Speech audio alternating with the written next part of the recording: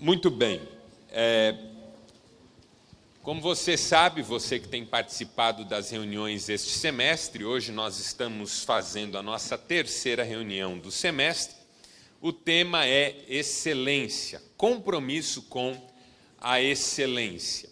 Na primeira reunião eu tentei conceituar o que eu vou chamar aqui ao longo do semestre de excelência, e já na quarta-feira passada eu comecei a falar sobre relações da excelência. Quais são os conceitos que estão ligados intimamente ao conceito de excelência. Quarta-feira passada eu falei sobre excelência e motivação. Hoje eu vou falar sobre excelência e concentração. Concentração no sentido de foco, ok? E aí os textos que nós vamos ler estão aí no seu material. Primeiro, Provérbios 4, 25 a 27, e depois Hebreus 12, 1 a 3. Olhe sempre para frente, mantenha o olhar fixo no que está diante de você. Veja bem por onde anda e os seus passos serão seguros. Não se desvie nem para a direita, nem para a esquerda. Afaste os seus pés da maldade. Hebreus capítulo 12.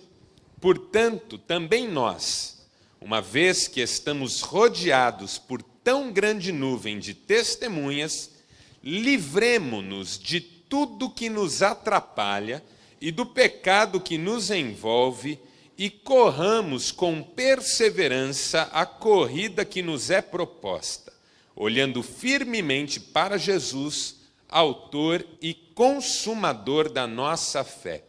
Ele, pela alegria que lhe fora proposta, suportou a cruz, desprezando a vergonha, e assentou-se à direita do trono de Deus. Pensem bem naquele que suportou tal oposição dos pecadores contra si mesmo, para que vocês não se cansem nem desanimem. Pessoas excelentes são pessoas que conseguiram desenvolver uma certa capacidade de concentração. Excelência e concentração andam muito juntas. Concentração aqui no sentido de foco. Uma pessoa excelente tem um foco claro. Ela sabe para onde está indo, ela sabe onde ela quer chegar. O texto que nós lemos diz que nós não devemos nos desviar, nem para a direita, nem para a esquerda. Manter o rumo. O segundo texto diz que nós devemos nos livrar daquilo que atrapalha e olhar firmemente.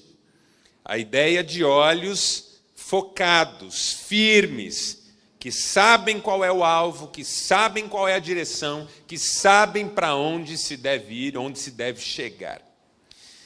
Acontece que nós vivemos numa geração em que concentração é muito difícil. Hoje, uma das doenças da moda que já estão disseminadas entre as crianças é o tal déficit de atenção. Crianças com baixíssimo poder de concentração simplesmente não conseguem se dedicar a uma atividade.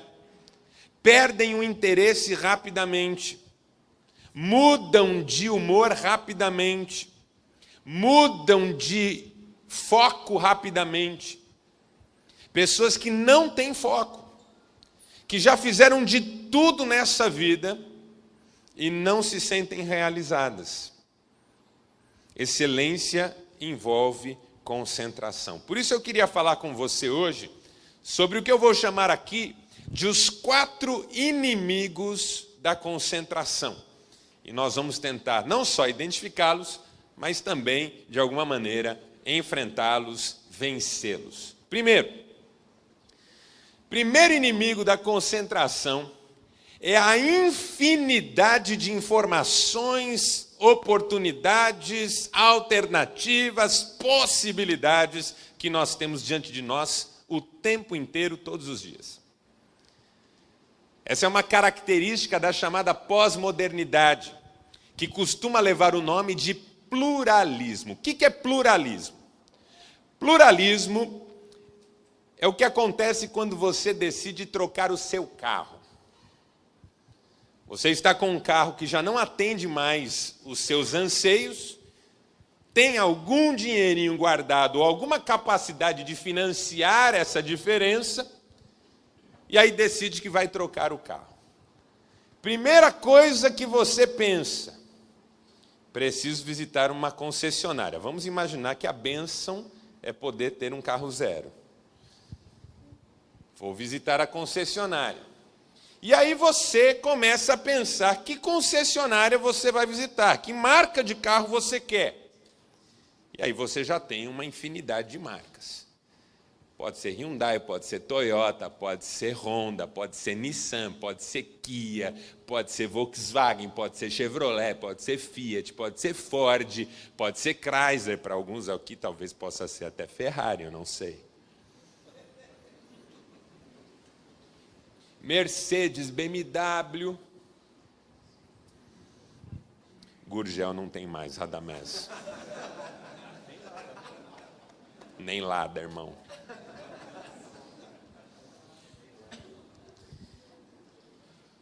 E aí você é daqueles que não quer fazer um mau negócio. Luta lutado, cada centavo tem valor. Você abaixa para pegar moeda na rua. Já passou vergonha 2 vezes quando a moeda estava colada.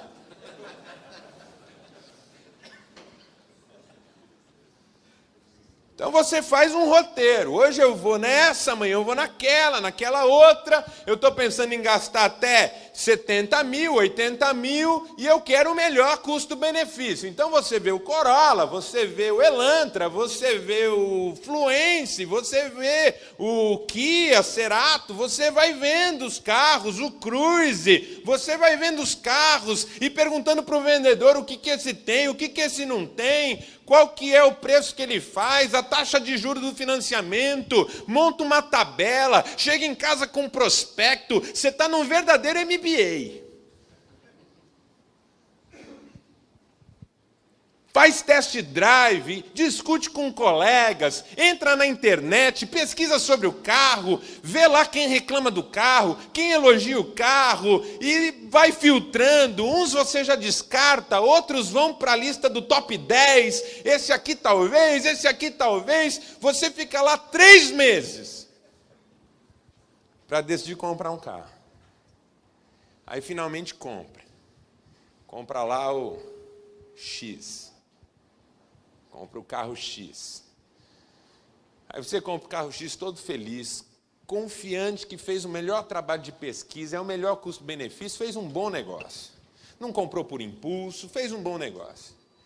Aí você deixa para usar o carro no compromisso mais importante da semana, que é ir na festa de aniversário da irmã da sua esposa, onde estará o seu fidedigno cunhado.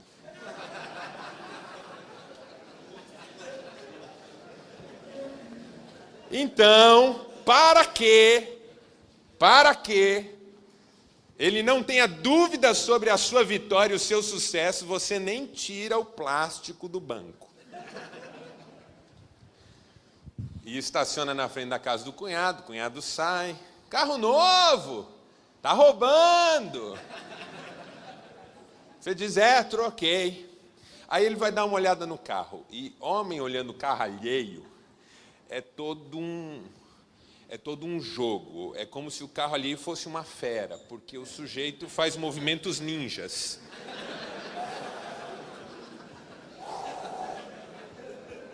E ele olha, e ele vai vendo, e você fica só de olho. Quero ver o que ele vai falar. E ele pergunta, primeira pergunta que ele faz: quanto você pagou? Eu paguei 70. Falei, rapaz, você fala comigo, eu sei de um carro igualzinho por 60. Acabou com a sua alegria.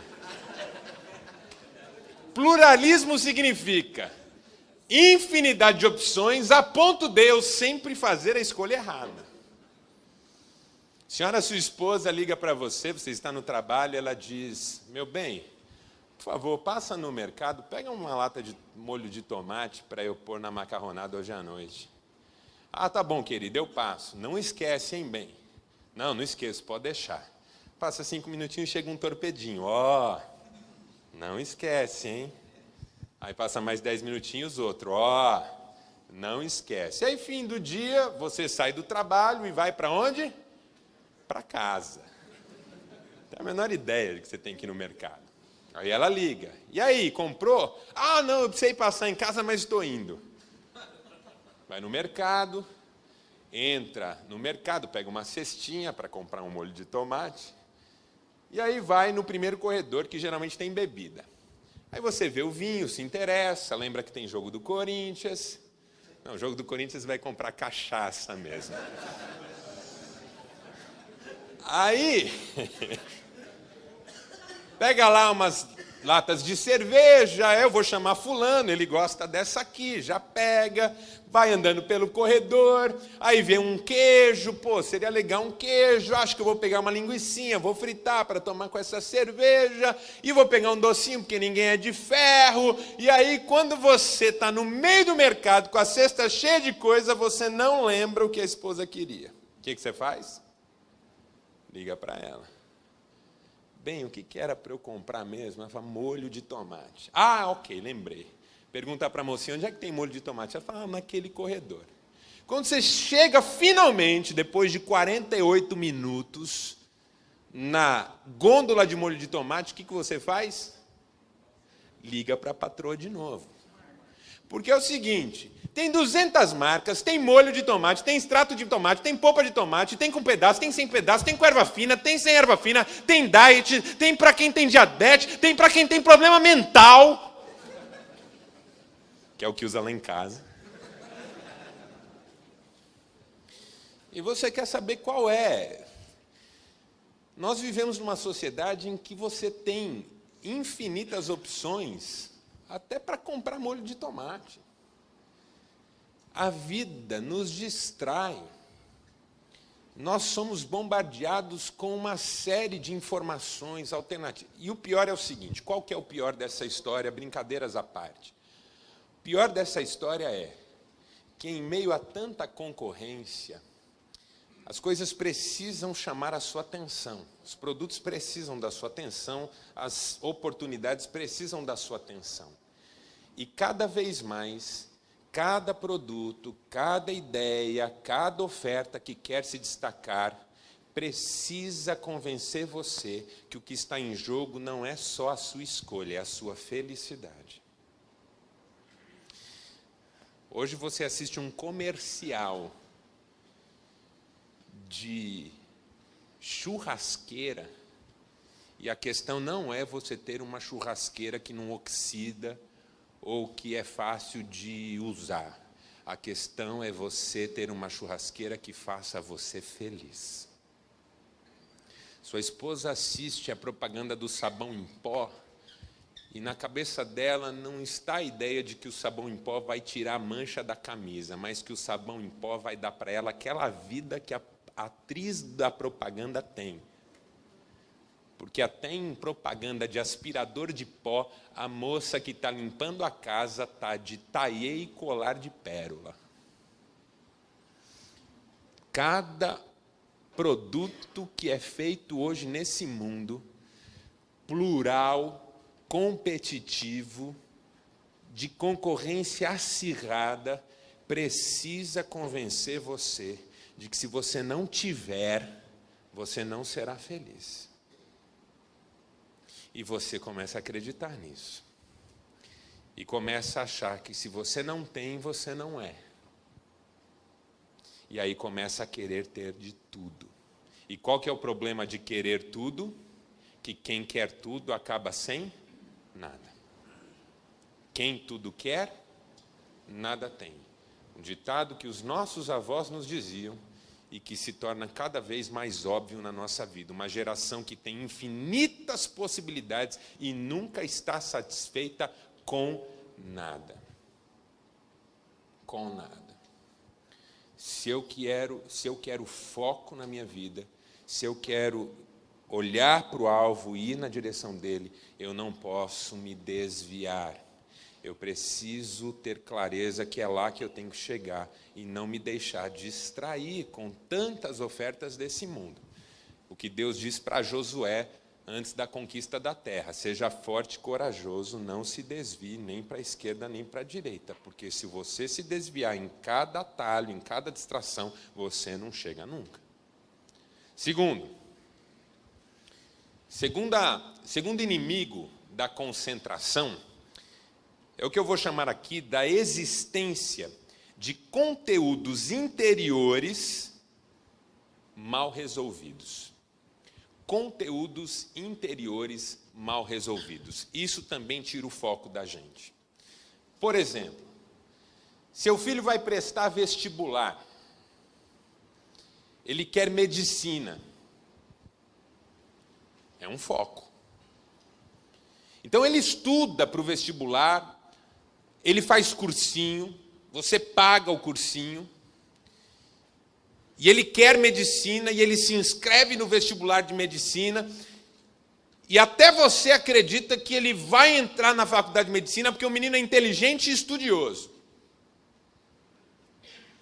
Chega o dia do vestibular, esse menino senta na frente da prova, ele conhece a matéria, ele sabe muita coisa, mas um movimento interior começa a fervilhar no coração dele. Ele começa a entrar num tipo de erupção interior. Porque ele começa a pensar assim: se eu não passar nesse vestibular, meu pai, que já não acredita muito em mim, vai acreditar menos ainda. Se eu não passar nesse troço, meu pai, que já acha que o meu irmão, que é inteligente, que eu sou burro, vai ter certeza de que eu sou burro. Se eu não passar nesse negócio, eu estou perdido.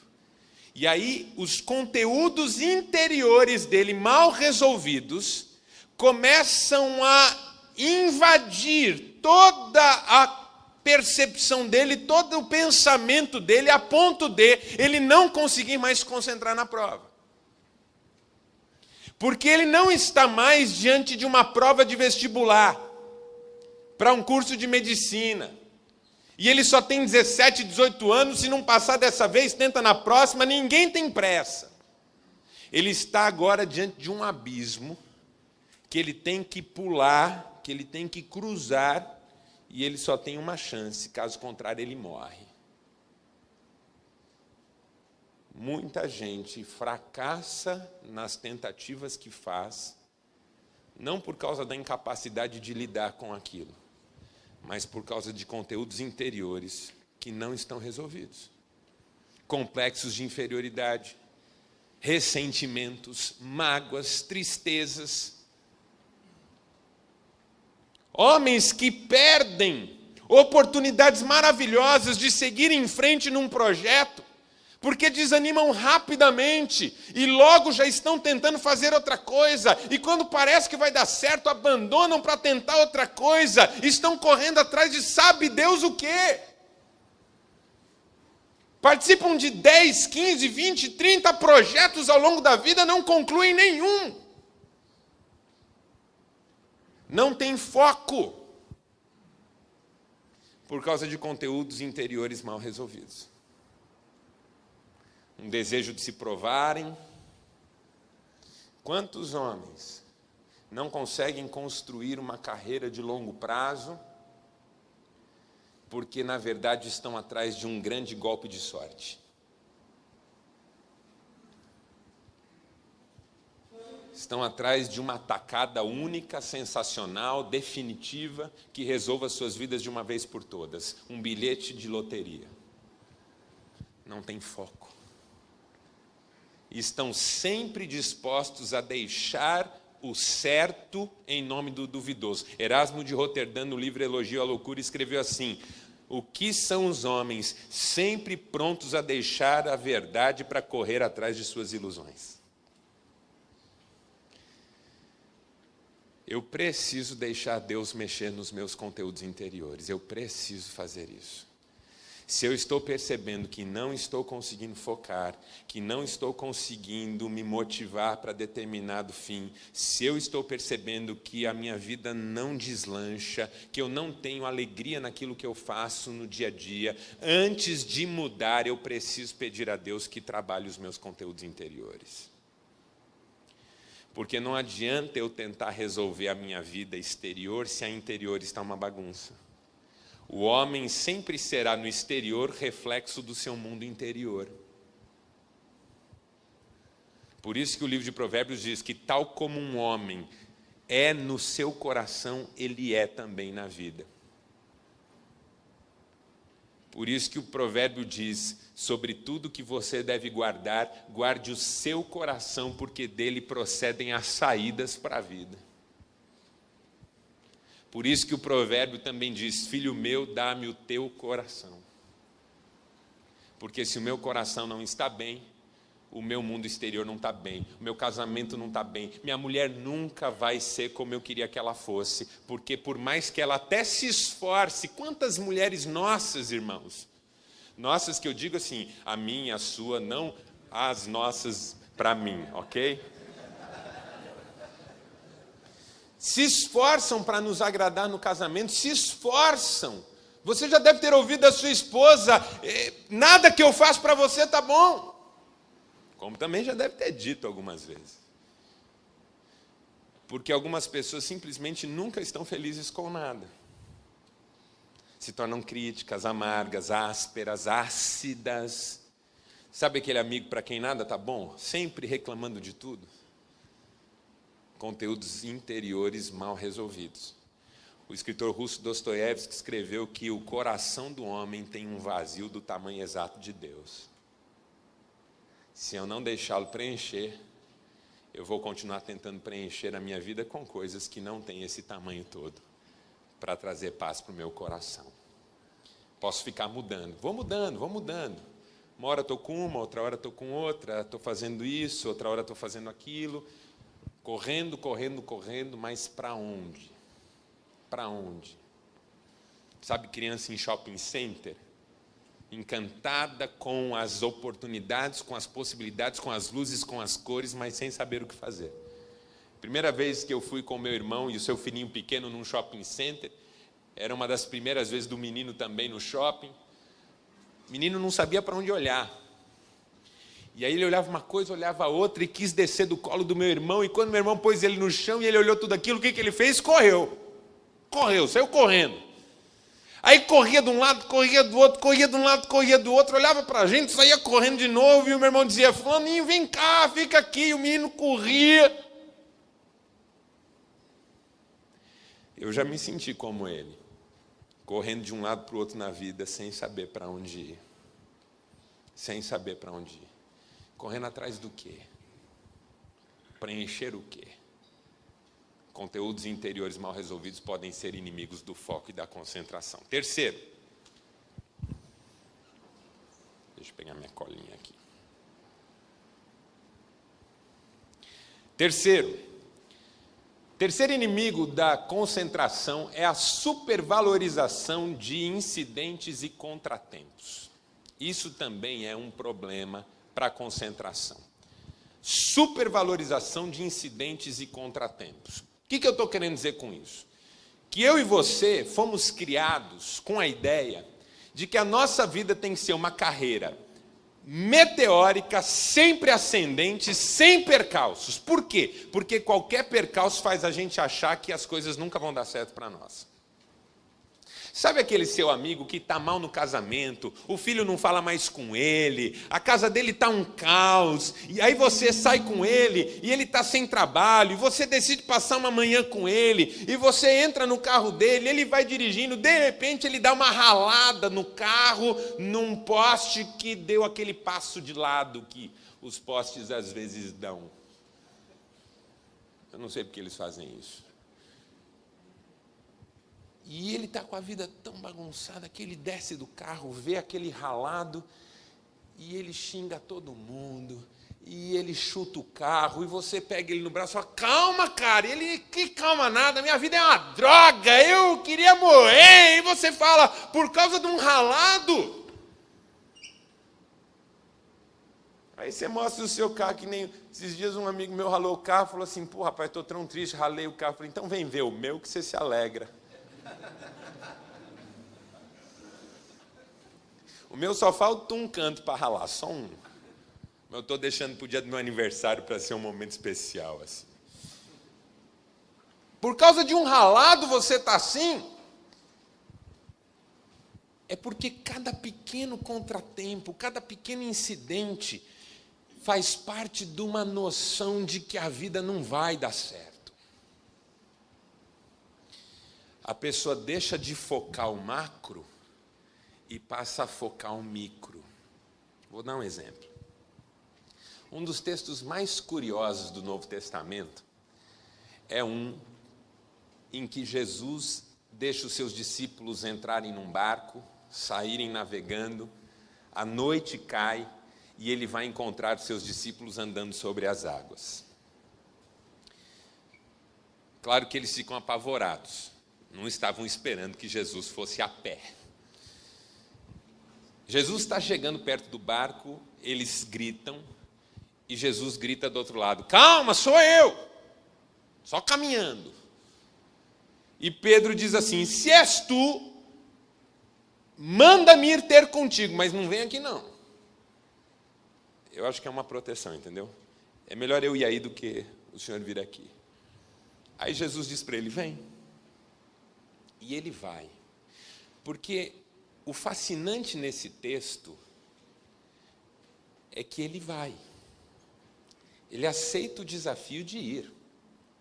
De descer do barco, o lugar aparentemente seguro, e tentar firmar o pé na face da água. E o texto bíblico nos diz que ele consegue num primeiro momento e começa a andar. Só que aí o texto bíblico diz assim, contudo, vendo o tamanho das ondas e que o vento era contrário, começou a naufragar. Veja,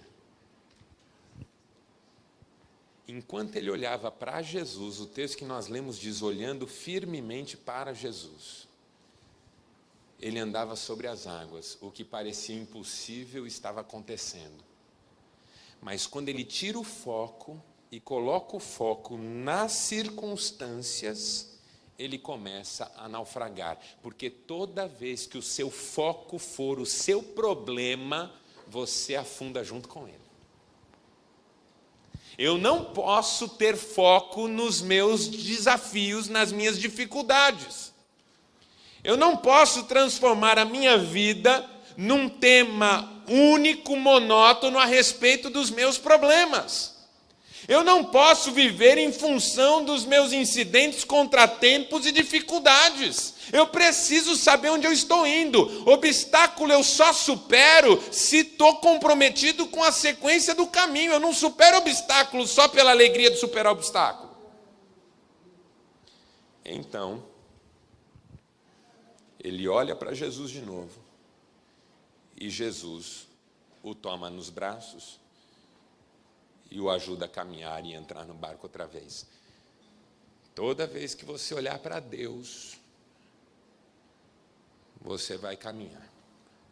Toda vez que você olhar para o problema e transformar o problema em todo o cenário diante de você, você vai afundar com ele.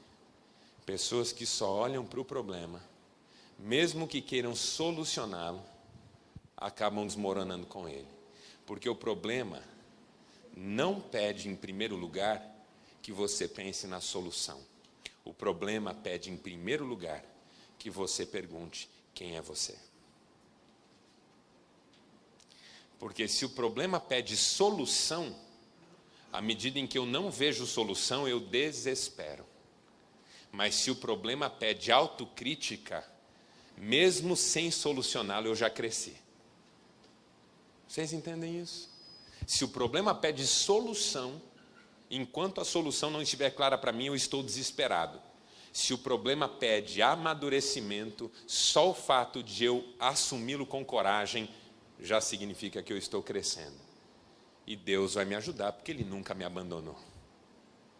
Por isso que o texto que nós lemos diz que Jesus é o autor e consumador da fé. Ele está na fonte e no fim, na origem e no destino. Não deixe o seu foco no problema. E por último, o último inimigo da concentração, a ausência de uma reflexão profunda sobre a importância de cada área da nossa vida. O último inimigo que eu quero trabalhar aqui com você hoje é a ausência de uma reflexão séria, profunda, sobre a real importância de cada área da nossa vida. Quais são as nossas prioridades? Qual seria a sua lista de prioridades na vida hoje? Se você fosse escrever num papel o que é mais importante para você, numa ordem, qual seria o número 1 dessa lista? Qual seria o número 2? Onde que entraria o seu menino de 15 anos? Antes ou depois do seu trabalho? Onde entraria o seu casamento? Antes ou depois do fechamento desse negócio que você quer tanto que dê certo? Onde entraria o cuidado com a sua saúde? Onde entraria o seu time de futebol? Onde entraria a sua fé? Seja ela qual for. Onde entraria Deus?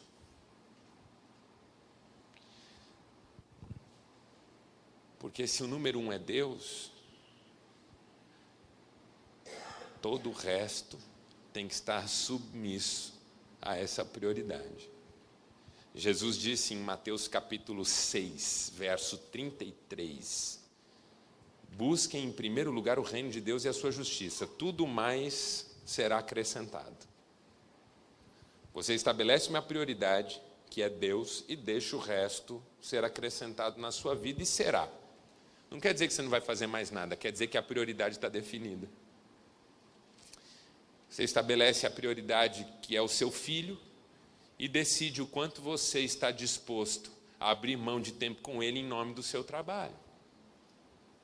Porque aí eu passo toda a primeira infância do meu filho afundado no trabalho sem brincar com ele. Aí eu passo toda a adolescência do meu filho gastando um dinheirão que eu juntei trabalhando para pagar psicólogo e clínica e advogado, Deus nos livre, para ajudá-lo. Casamento é prioridade? Cada um responda por si. Mas se é prioridade, eu vou cuidar dele. Porque não adianta nada trabalhar feito um doido para juntar um patrimônio. Aí perde a mulher e ela leva metade do patrimônio. Quer dizer, metade assim, né? Minha mulher olhou para mim um dia e falou assim, eu sou dona de 75% de tudo que você tem. Eu falei, por que 75%? Ela falou, porque eu sou dona de 50% e ainda tenho 50% do que é seu. Faz a conta.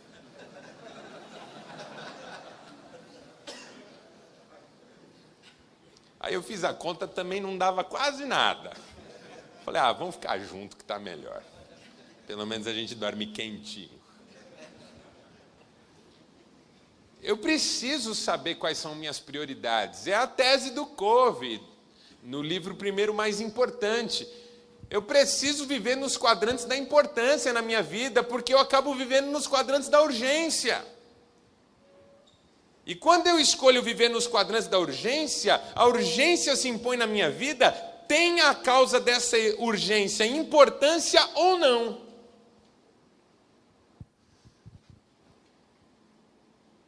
Essa nossa falta de prioridade é inimigo da concentração. Porque se eu não sei quem eu sou e para onde eu estou indo, eu não sei o que eu quero agora. Posso querer qualquer coisa e posso estar disposto a abrir mão de tudo em nome de qualquer coisa. Quem eu quero ser daqui a 10 anos? Daqui a 20 anos? Que história eu quero ter para contar? Quem é Deus para mim? Quem é Jesus? O texto diz, olhando firmemente para Jesus, autor e consumador da nossa fé. Vamos ficar em pé?